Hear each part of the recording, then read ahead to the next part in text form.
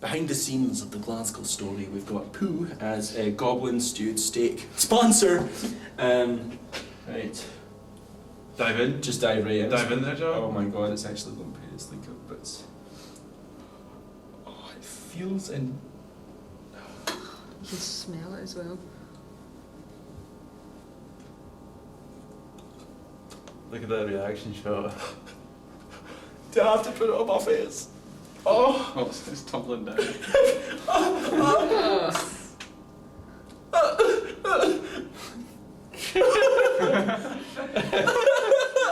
Oh no! Right, that's enough. That's enough. That's enough. Can someone put sweet corn on me, please?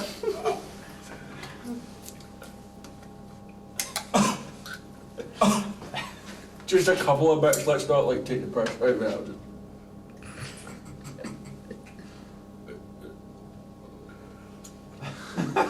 That's gonna come off. I've never filmed somebody throwing up before. Be sure to pick that out the sink later. Why did I put it in my mouth? Oh. Oh. If you could I was going to say, you could be really disgusting and come out and sort of spit a bit out. Just like... Right.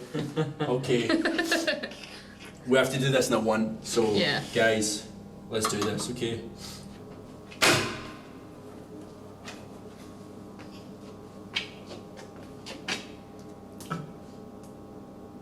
Oh shit.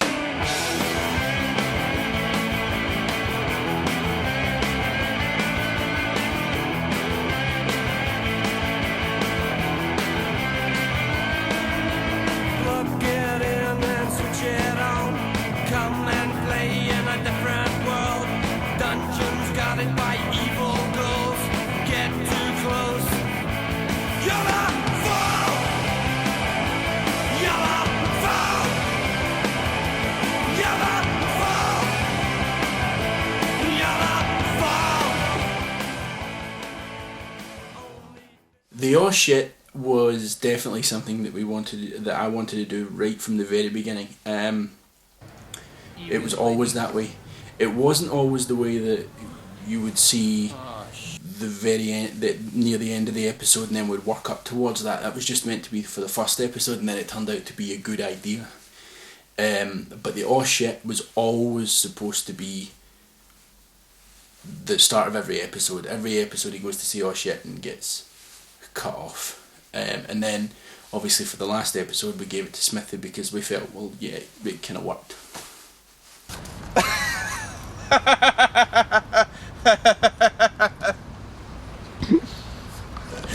And action. Right, delete it! Delete it! Delete! Oh shit! They're coming over. Quick, do something say witty now, let's. Then proceed. What does Marcellus Wallace look like? What? What country are you from? Sorry, I can't. What does Marcellus Wallace look like?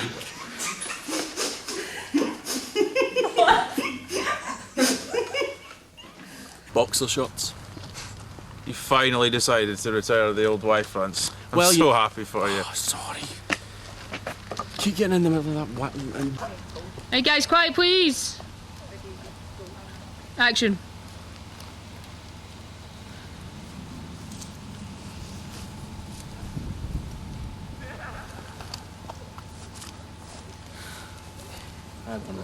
Sorry. That was nice. What, the Highlander? Security guard wouldn't let me use the toilet because I'm not a customer. Do you want to go to Central? What, and pay 30p? No. That's like 3 Fredos. No any more. Fredos are 17p. Fighting. Fighting again. I mean, who hasn't been in a fight? If you live in Glasgow, you pretty much are in a fight all the time. Well, I know I am. I was. Not anymore. I don't fight anymore. But yeah, it's one of those things.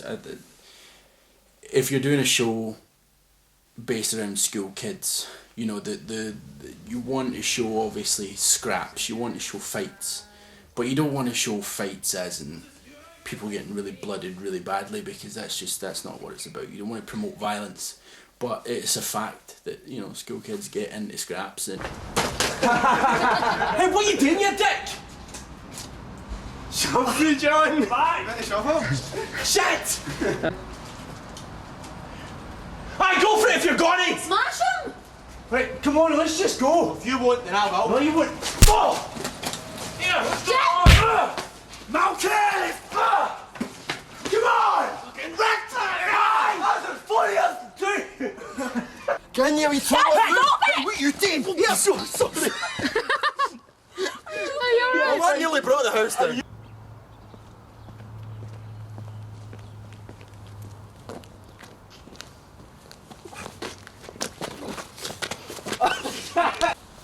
Rolling and action. Rolling and action.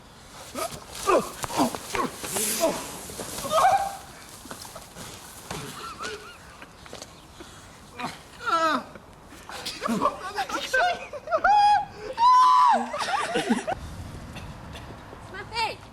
Smithy! It was kind of like a big bang, and it just happened. Like I don't accidentally in love. That song 100% reminds me of Carly and Smithy, because they were just like, obviously Smithy used to hang about with Danny and that, so they were two completely different people who get brought together and then just kind of fell. It was been really fun playing Smithy, Carly's other half, for 4 years actually, obviously, because me and Carly, or me and Claire, used to be in the original cast that started 4 years ago. So technically I have had an Oh my god, that was fucking beautiful. Smithy's a great character. You find out obviously very late on that Danny and Smithy used to actually be friends in nursery, and they actually grew up together until Smithy kind of fell in with the wrong crowd. I think that's a story that a lot of people can relate to. They've always had that friend that they've lost through something, and then of course they end up getting close again. But yeah, we kept this Danny and Smithy relationship sort of hidden on purpose, so that you'd wonder, you know, what was going on there. How come every time the Neds were noising them up, Smithy didn't always sort of join in with it, or how come he sort of always almost had his back or whatever, and you find out why. Dick. Aye, come on then, you pricks. You're I'll see fucking you now. dafty. Eh? Oh, Can't you say wee fucking beast like fuck. Rosie. When are we ready? Right, action.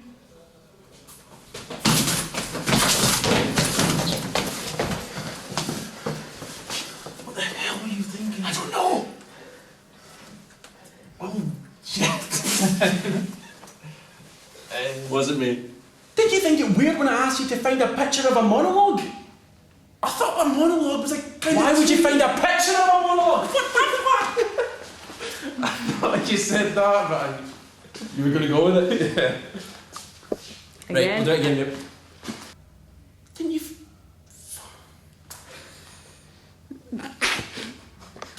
It's kind of hard doing a scene when you're all... We'll kick your fucking ass. Bullied. I won't. Right. I'm going to teach. I didn't. Right, okay, sorry. I'm going to teach you not to be such a floppy cock. Nice. Right, look, here he's coming now. Now, when he walks past, he's probably going to say something about your planet. Fuck! Sorry. Go on. Alright, Danny Zuko. Nice jacket. Hi, your maw. Sorry. Why? I know. Alright, Danny Zuko. Nice jacket. Hi, your maw. Fuck! Ah! Alright, Danny Zuko. Nice jacket. Hi, your maw. I can't even work. Alright, Danny Zuko. Nice jacket. Hi, your maw. John! Oh my god, I failed a quiz because I forgot who Bashful was in the clothes. Sorry. You're like my favourite person. Sorry. With somebody like Jim, for instance, running about the place. Jim is the kid in school that you know is mental, insanely mental, and there's all these stories going about school about Jim, and you never know what one's true and what one's not true, and you're just left to sort of suss it out for yourself. Jim is quite a loose cannon. He's sort of like background at home and stuff. He lives with his mum. He's obviously there's no father figure, so I think that's why he's a little bit, you know, out there, a little bit aggressive, you know, just got a little bit of reserved anger in there. But he's very, very. It's weird. He's not like your stereotypical Ned. I wouldn't really class Jim as a Ned as such personally. I think he's just one of those guys. You know, you get those guys in school who's just like, he's just off his head. You know, those guys are just total crazy. They're not necessarily a Ned as such. They're just totally, you know, just psychos. I think he just.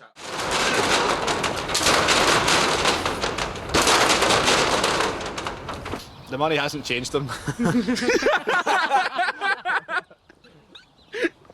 Still the same me. Oh, thank you. I know, great. See you later. That's Kirsty walked out in the Glasgow Story? No, I know. Just when all our work was done, lazy bitch. Right. I don't want to sound like a dolly cunt here, but you know, like I know, but like I'd love to be at the space where the wind first just goes. But it just starts, you know what I mean? Then it gets to us. By that point, it's raging. It's like, Still like that. That's a lovely thought. like you know, like it just starts. Yeah. Stop filming me. Paul was a character that eventually was written. You know, it was written to be funny, but then we realised that there's no point in just having a character that's just going to be funny all the time and no reason why. Like, why is he so silly? You can't just have a character that's so silly just for the sake of having a character that's silly. So we made Paul. We gave him a lot deeper. We needed to give him a companion that he could obviously really talk to, and Lisa, he can talk to her. And then we find out, obviously, you know, what exactly is going on there. And it actually turns out to be a really nice, kind of sweet story. My mum's favourite character is Paul. Alright? I'm like, Mum, you have two sons in the bloody show, and our favourite character is Paul. Everybody we speak to is, oh, that Paul guy's so funny. Well, that was Chris. Chris was always Paul, from the very beginning. I made this. What's that? A shelf. It's very nice, Paul. we do get chased a lot. But the better part of my youth is basically being chased around all the time. So I knew right from the beginning that we had to get a lot of that in the Glasgow Story. There had to be a lot of chases, and yeah, so that's basically just how it started, because the whole very beginning, the very first idea of the Glasgow Story was a chase scene, being chased through the streets of Glasgow by a bunch of Neds. Reliving my childhood, basically.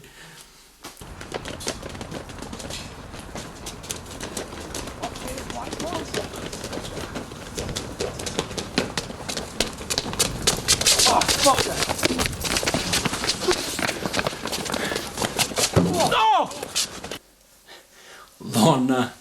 Lorna is Danny's girl next door. His dream girl. He's always going to chase her. He's always going to want to chase her, and a part of him's always going to enjoy it, no matter how bad it gets, because she's Lorna. He's liked her ever since primary school. Followed her all the way through secondary school, and they're just together. See what I'm doing any work this week? Right, action. Danny! Oh, Danny!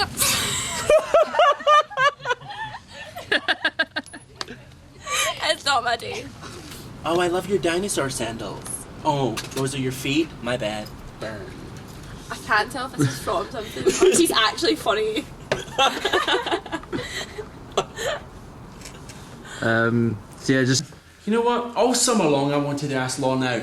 I went to Kelvin Grove Park every single Saturday pretending to walk my fake dog Charlie, and then when she'd come along I'd go, Charlie, Charlie, like he'd ran away or something, and then we'd have the best 45 conversations. Fuck you! Luckily this is close-ups. And then we'd have the house full of Flappy Birds. Mate, I don't even play Flappy Bird, that's a little bit rubbish. Guys, they are the antagonists of the season, but only in a sense that obviously, you know, they're the antagonists in a school sense, you know, in school. I don't think they're necessarily bad guys, just wind-up merchants, a lot of them. Even we set up Jim quite big as the main antagonist quite a lot for the guys. So what we wanted to do towards the end as well is maybe just show you, not completely redeem him, just in case we need to make him an asshole in the future, but just to sort of give him more to himself. And it was definitely Amanda that brought that out in him. And Maria, who plays Amanda, was just absolutely phenomenal, a hidden gem, if you will, within that cast. I'm sorry.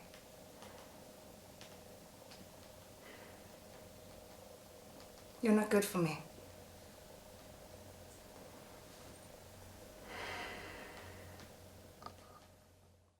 She's the foreign girl who struggles to fit in when the whole school is talking behind her back.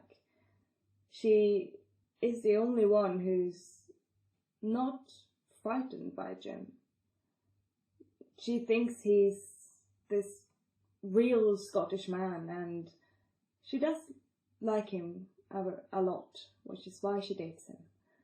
But it's not until the very end when she realizes how disillusional she's been, and she finds herself with a guy and his friends who accepts her for this quirky, sweet, weird girl that she is, and she realizes that Jim might not be the best for her.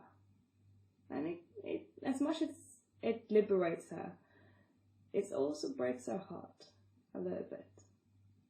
But we'll see. I think she'll be fine. The last day shooting was actually quite good. It was very close and intimate with everyone. We were all, you know, shooting in a house and a couple of scenes outside. But the last scene that I shot was the one with me and Carly, the one where I get slapped several times, which had to be different takes, so I had to get slapped a few times. Although Claire felt bad about it, so I suppose that wasn't too bad. But it was good. It was a bit weird and didn't really register that it was over when that happened. It wasn't really until maybe the next day I woke up and realised, oh well, I'll never be in the Glasgow Story again. And that's a wrap on Caitlin. It's over. 2 long years.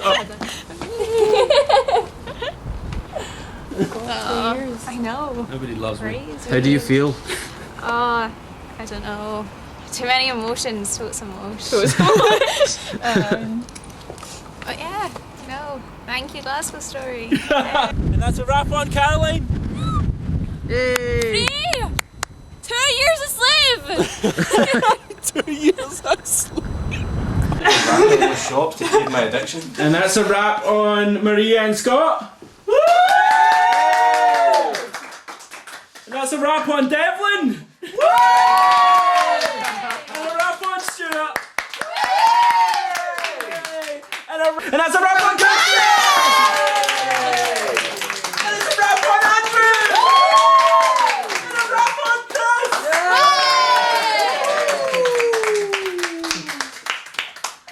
Yeah, it's been a long journey. And that's a wrap on Claire. Woo! 4 years. I'm so sad. I know. And that's the Glasgow Story Season 1 wrapped completely. Let's get some pie! Pie for 4 people. 2 people now. And no booze. Yeah. No alcohol. No alcohol at an after party, man. Fucking Jay-Z would be devastated. There's plenty of lemonade, guys. Let's not get upset. It was Coke. Do you have to fucking inject it? Fucking Bob's crazy. When you do something for a really long time and it's finally over, you get a lot of relief, but it's also kind of sad to say goodbye.